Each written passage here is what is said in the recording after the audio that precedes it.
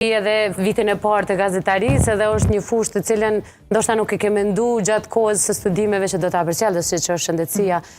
Sa mendon që është sfiduese me punën e edukim të qytetarëve, marr parasysh që abuzimet ndodhin pikërisht në rrjetet sociale, se shohim, lexojmë çdo gjë, e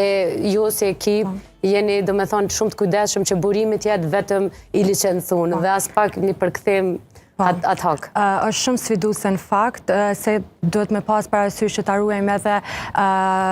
identitetin, të mbrojmë dhënat personale ku ka, sidomos në ditët e sotme që ka shumë lajme, shumë specifike, përmes cilave ne i kushtojmë shumë rëndësi gjitha detajeve dhe mundohemi që të jemi sa më transparent, po duke marrë ato nga burime sa më të besueshme dhe sa më të sakta. Çdo herë duke provu që të transmetojmë lajmet e fundit që lidhen qoftë me shëndetësi, por edhe mirëqenie sociale në përgjithësi në kohë reale tek lexuesit tonë.